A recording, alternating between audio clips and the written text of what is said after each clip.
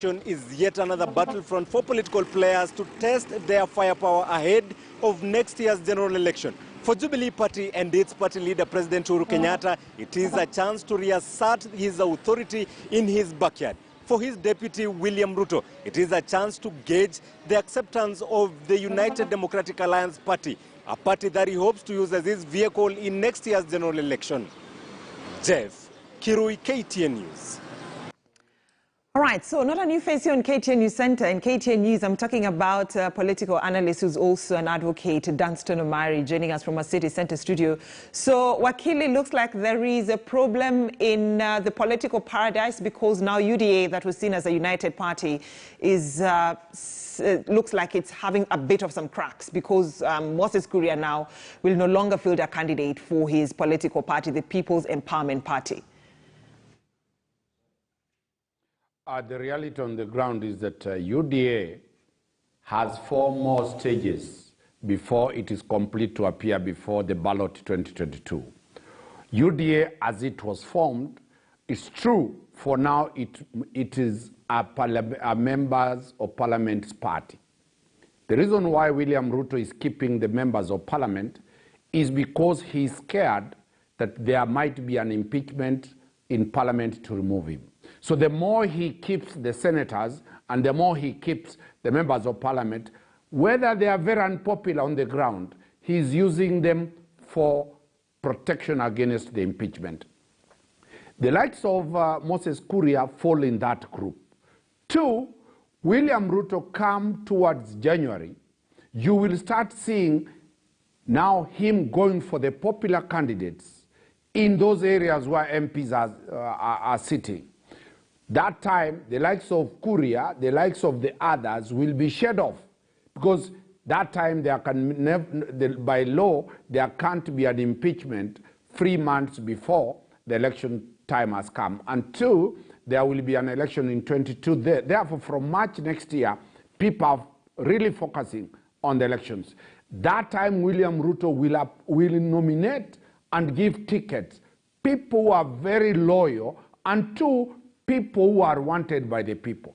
Remember, Brenda, in every election, over 80% of the sitting members of parliament will lose their seats and senators. Therefore, the people now angling to be with Raila Odinga, the people angling who are sitting to be William Ruto are temporarily sitting there, 1, to try to get tickets for 2022.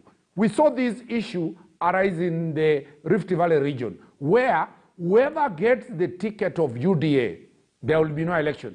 It will be like anybody getting a ticket in ODM stronghold. When Baba was Baba, that one was assured to be a senator.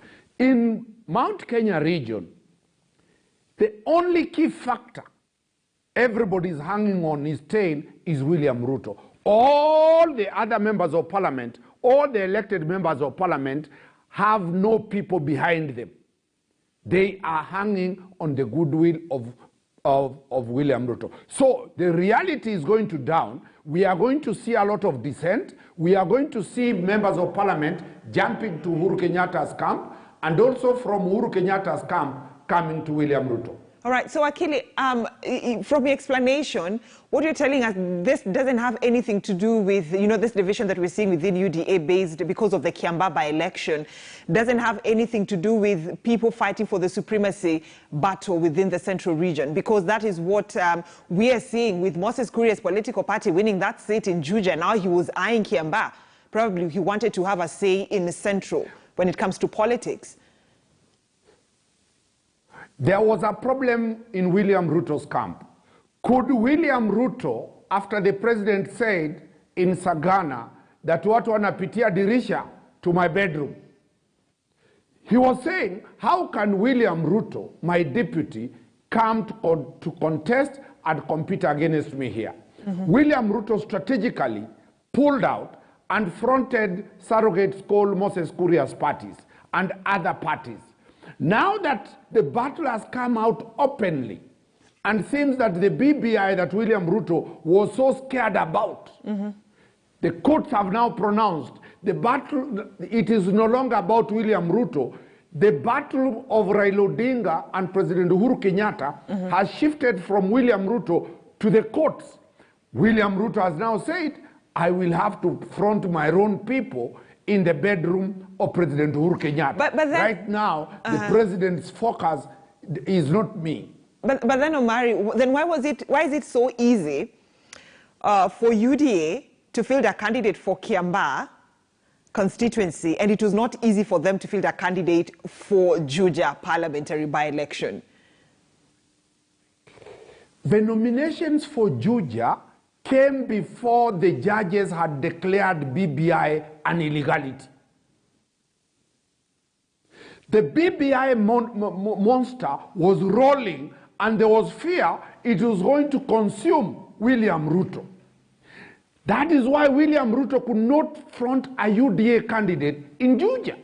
Now that that monster has been totally destroyed, the balloon has been brought down, it is no longer a political monster. It was a paper tiger. William Ruto has come out openly now saying, I can take the president in the bedroom. Two, William Ruto cannot allow small parties to gain fruit, because the moment Moses Kuria has more members of parliament, then we are likely to see him demanding to be a principal in the UDA party. All right. So now we are seeing,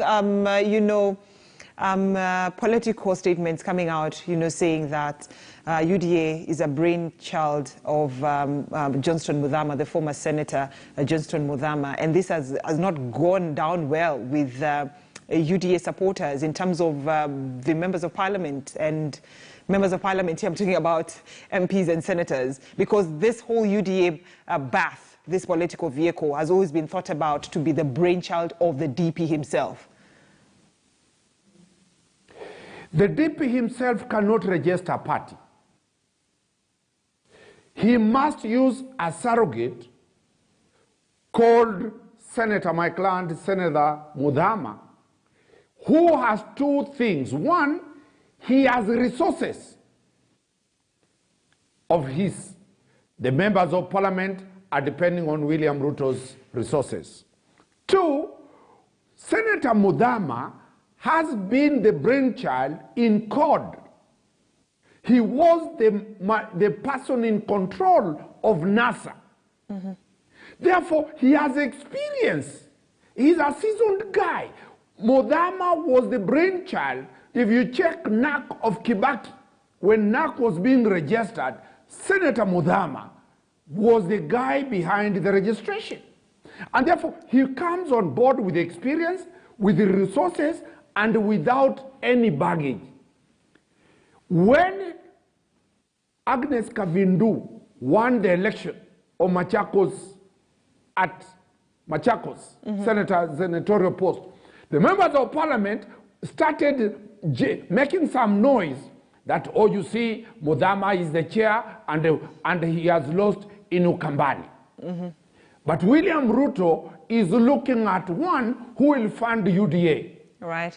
Two, he knows that 90% of these members of parliament who are making noise and senators are not going to be re-elected. All right. All right. And that is why now he's saying it is a hustler's party. All right, a hustler's party. Now, Omari, we're about to wind up. I think I just have like 3 minutes to wind up News Center because Law Mashinani has to to continue in terms of news in Swahili. Very right. So let's shift our focus to the leadership of the Supreme Court. So we have a new Chief Justice, the first female Chief Justice of the Republic of Kenya. So it takes over the leadership of this country in terms of the judiciary at a time when the executive has decided to defy court orders. How will he deal with this? My lady Chief Justice, who is watching now because she's not sitting and deciding matters, you are sitting on a very hot seat. The executive wants you to pass the BBI. The executive wants you not to issue orders against them. They will not comply with the court orders. She is sitting on a catch-22 situation. The executive is not going to, it will continue disobeying the court orders. The only thing the Chief Justice will do is to still push hard and defend the independence of the judiciary. If she tries to negotiate about court orders, she will lose as the only Chief Justice who tried to negotiate on a question of a court order. I don't see her being given resources. I don't see her being given funds, but I see her being more stronger than Mutunga and Maraga in terms of the independence of the judiciary. That is going to jolt the executive very badly. But we urge her to trudge on. We have only been under the new constitution from 2010. We are only around a few years to go. Justice Lady, proceed. It will come, it will end. I like your statement, Justice Lady. The fact that the country is having the first female Chief Justice. Justice Lady, proceed. The country has your back. That is the message from Dunstan Amari, who's also given us an in-depth explanation in terms of that hustler narrative. Wakili, asante sana na karibu sana, karibu tena on KTN News Center next time when you're having a political discussion about the political intrigues here in the country during this time of the BBI, and also as we head towards different by-election with the next one expected in Kiambaa constituency. That brings me to the end of KTN News Center. I'm all smiles because the next bulletin is by Cecilia Wakesho Madhuva, who's up next with Leo Mashinani Swahili language. So asante sana for watching, and to the men and the women behind the scene.